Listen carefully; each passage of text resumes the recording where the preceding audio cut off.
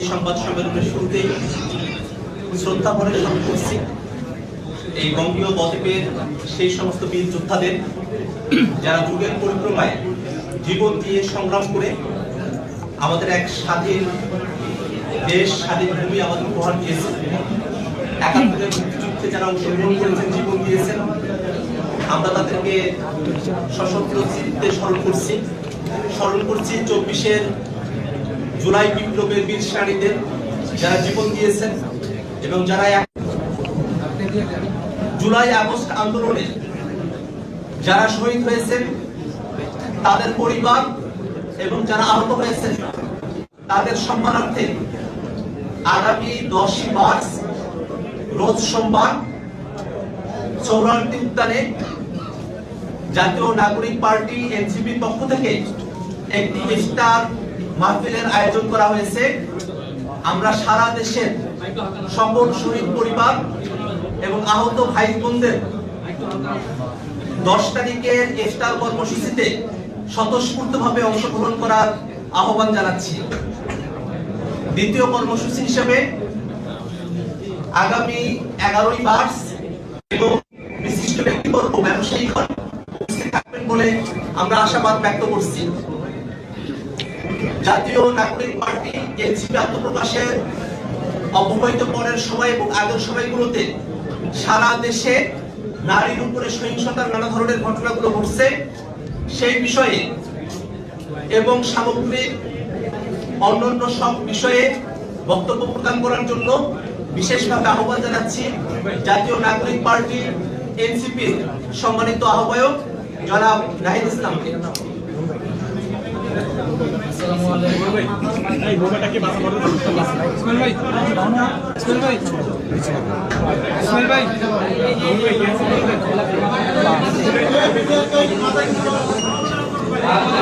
নাগরিক পার্টি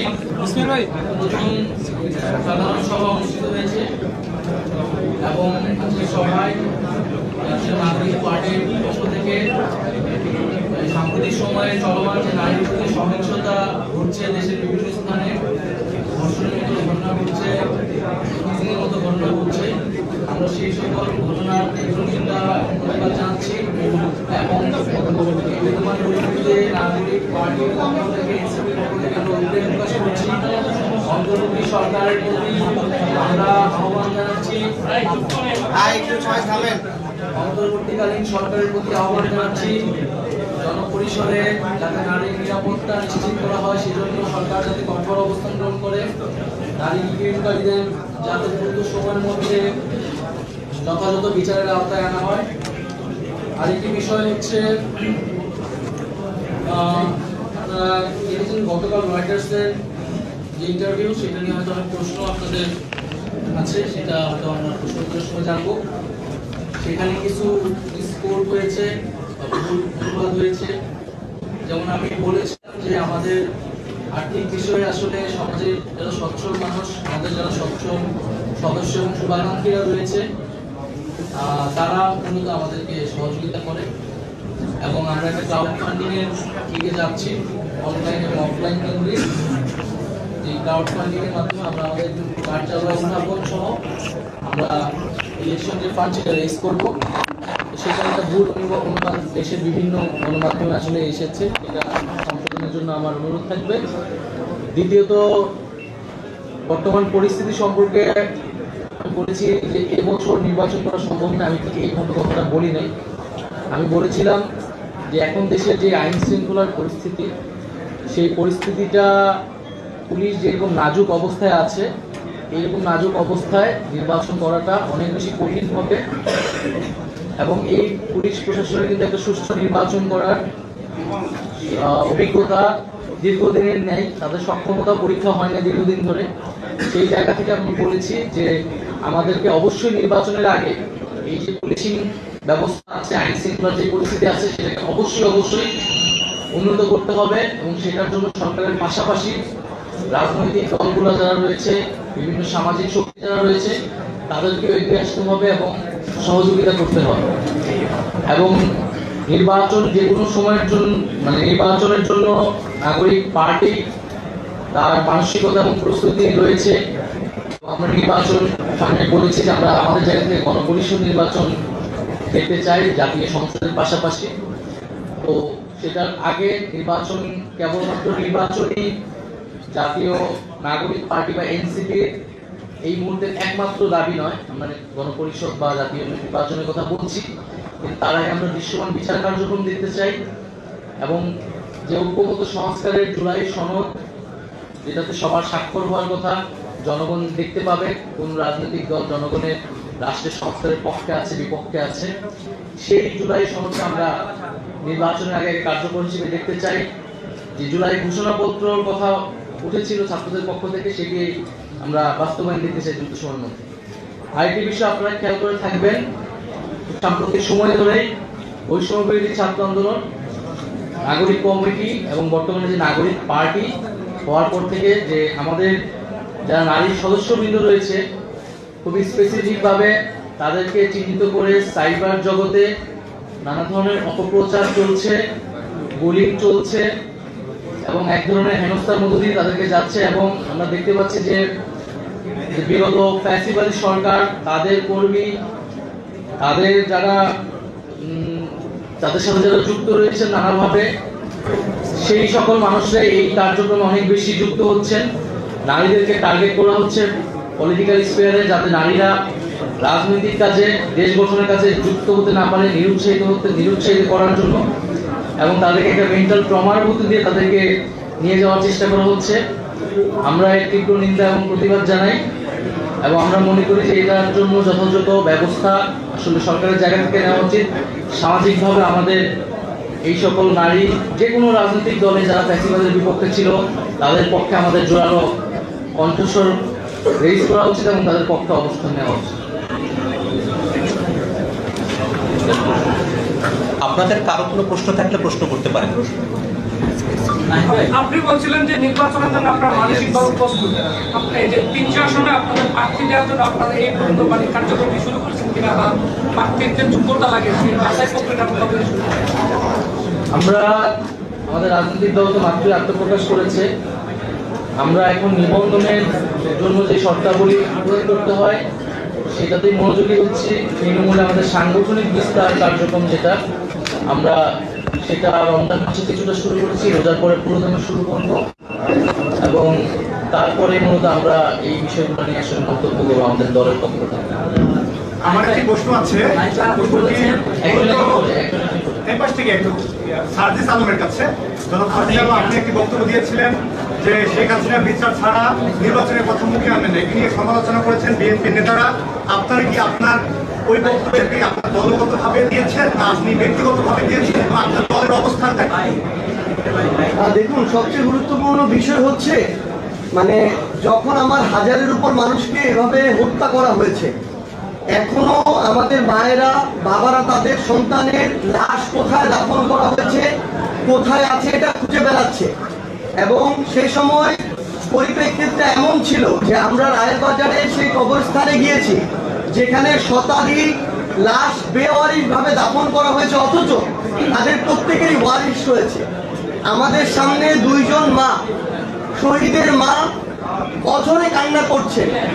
আমরা আমাদের জায়গা থেকে ব্যক্তিগতভাবে আমাদের যদি ওইটুকু মানে অনুভূতি, সহমর্মিতা থাকে, তাহলে যে কেউ বিবেকবান একজন মানুষ এটুকু দাবি করবে যে যেই খুনির নির্দেশে এত বড় একটি হত্যাকাণ্ড হলো 1971-এর পরে বাংলাদেশের ইতিহাসে, অন্তত ওই খুনির বিচারটা আমরা এই বাংলাদেশে দেখতে চাই।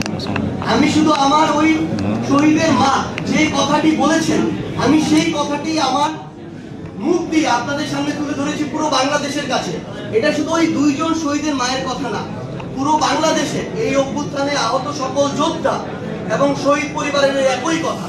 এবং এটি আসলে আমরা জানি না যে আমাদের যে রাজনৈতিক দলগুলো রয়েছে, নির্বাচন কেন্দ্রিক একটা শব্দ আসলে কেন তারা প্রত্যেক রাজনৈতিক দল যারা রয়েছে তাদেরও অন্তর্বর্তীকালীন সরকার এবং সংশ্লিষ্ট যে মন্ত্রণালয়, আইন ও বিচার বিভাগ সম্পর্কিত মন্ত্রণালয়, স্বরাষ্ট্র মন্ত্রণালয়কে এই বিষয়ে পরোক্ষভাবে একটা চাপ দেওয়া উচিত যে আমরা তো আমাদের এই শহীদ পরিবার, আহত যোদ্ধা এবং আন্দোলনকারীদের কাছে নির্বাচনের পূর্বেও তো যেতে হবে।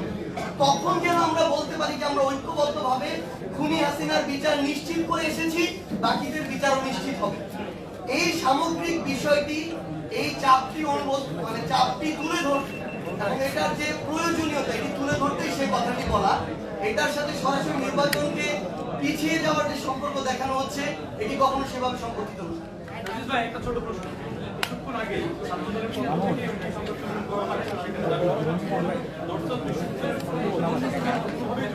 এখানে একটা হাতাহাতির ঘটনা ছিল, আমি চলে আসার পর তাহলে তাদের এরকম একটা ইনটেনশন ছিল বিধায় তারা যে হাতাহাতি করেছে, ওইখানে সবাই কিন্তু 4টা প্রাইভেট ইউনিভার্সিটি স্টুডেন্টরা ছিল এবং ওই ছাত্রদলের সেন্ট্রাল পোস্টে ব্যক্তি সাথে তার সাথে যারা ছিল তারা কিন্তু প্রাইভেট ইউনিভার্সিটি স্টুডেন্টরা ছিল না, বেশিরভাগই স্থানীয় কিছু যারা ওই যে সন্ত্রাসী এবং দুষ্কৃতিকারী ছেলেপেলে ছিল।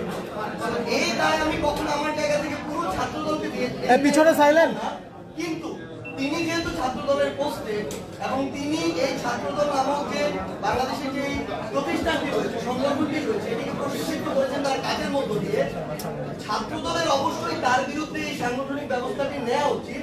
অন্যথায় তাদের দলের যে নেতাকর্মী যারা রয়েছে, যারা কেন্দ্রীয় পোস্টে, তাদের উপরে যে তাদের ওই নিয়ন্ত্রণটি নেই এবং তারা একটি তাদের ভিতরে শৃঙ্খলার যে পরিস্থিতি, এই বিষয়টিতে তাদের যে কন্ট্রোলটি নেই এটি কিন্তু প্রকাশ পায়। সেই জায়গা আমার জায়গা থেকে এটি স্পষ্ট অবস্থান থাকবে। এই দায় কখনো কোনো বাংলাদেশ ছাত্র দলের উপরে নয়, বরং ব্যক্তি শাকিল যিনি ছাত্র দলের পোস্টে তার উপরে। এই ক্ষেত্রে অবশ্যই যেহেতু তিনি কেন্দ্রীয় পোস্টে, তার বিরুদ্ধে ছাত্র দলের অবশ্যই একদম সবকিছু তদন্ত করে সুষ্ঠ যেন বায়াসটা হয়, তার বিরুদ্ধে এই সাংগঠনিক ব্যবস্থাটি নেওয়া উচিত। আপনাদের যদি আর কোনো কোশ্চেন থেকে আহ্বায়ক আছে, নির্বাচন হলে আমরা দেখি যে বিভিন্ন রাজনৈতিক দলগুলো জোটবদ্ধভাবে নির্বাচন করে। আপনারা একটা রাজনৈতিক দল হিসেবে আত্মপ্রকাশ করেছেন। আগামী নির্বাচন এখন সামাজিক যোগাযোগ মাধ্যমে আপনাদেরকে নিয়ে একটা জোটবদ্ধভাবে রাজনীতি করার বিষয়ে আলোচনা চলছে। আসলে এই ঘটনা কতটুকু সত্য? আপনারা আসলে নির্বাচন কেন্দ্রিক কোনো জোটবদ্ধ হবেন কিনা সে বিষয়ে স্পষ্ট। আমরা এর আগেও বলেছি, এই প্রশ্নটা রিপিট না আসলে ভালো হয়, যে আমরা মাত্র আত্মপ্রকাশ করেছি এবং আমরা মূলত এখন নিজেদের সাংগঠনিক শক্তি বিস্তারেই মনোযোগী হচ্ছি। আমরা নিজেদের শক্তি পরীক্ষা করতে চাই, নিজেদের সক্ষমতার উপরে দাঁড়াতে চাই এবং জোট বা প্রার্থী এগুলো আসলে অনেক সময় লাগবে এই বিষয়ে আমাদের অবস্থান ব্যক্ত করতে। আমরা এখন নিজেদের কার্যক্রমে মনোযোগী। ভাই গত এক জানতে চাই, আপনারা বললেন, সাজেদ সাহেব যেটা বললেন যে নির্বাচনের সময় পেছানোর ব্যাপারে আপনারা কখনই স্পষ্ট করে এরকম কোনো কথা বলেন, কিন্তু আপনারা বলছেন যে গণপরিষদ যে নির্বাচন, এবং আপনারা যে জানেন যে গণপরিষদ মানে হচ্ছে আপনাদের গঠনকৃত সংসদের সংবিধানের আমূল পরিবর্তন, আমূল পরিবর্তন এবং গণপরিষদ নির্বাচন, এটি তো মানে স্পষ্ট যে এটি যদি আপনারা বাস্তবায়ন করতে চান, সেক্ষেত্রে নির্বাচন কখনোই ডিসেম্বরে বা সর্বশেষ মধ্যে সম্ভব। এই বিষয়টি কি বলবেন? আমার কাছে এটা মনে হয় না যে ডিসেম্বরে সম্ভবই না গণপরিষদ নির্বাচন।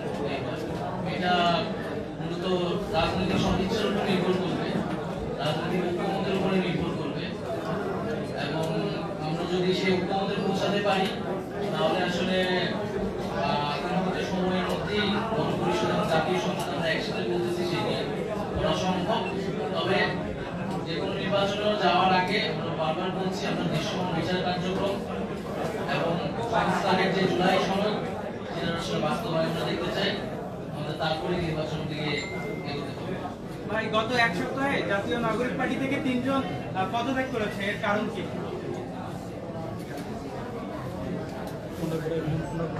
আমাদের এখানে জাতীয় নাগরিক পার্টিতে গণঅধিকার থেকে 3 জন জয়েন করেছিল এবং আমরা আমাদের পাবলিশ করেছিলাম তাদের নামগুলো, কিন্তু আমরা কোনো অ্যাক্টিভিটি তাদেরকে নেইনি। তাদেরকে বলেছিলাম যে আপনারা যখন পদত্যাগপত্র জমা দিবেন তখনই আমরা কাজ শুরু করতে পারবো। এর মধ্যে তারা তাদের নিজেদের যে প্রিভিয়াস যে পলিটিক্যাল পার্টি সেটাতে তারা ব্যাক করে। তা আমরা এই ক্ষেত্রে মনে করি যে রাজনৈতিক যে অপরাপর দলগুলো রয়েছে যারা বিভিন্ন জায়গায় কমিটমেন্টের জায়গা থেকে যখন এইভাবে কাজ করবে তখন সততা অবলম্বন করা উচিত এবং 24-এর পরবর্তী যে রাজনৈতিক পরিমণ্ডলে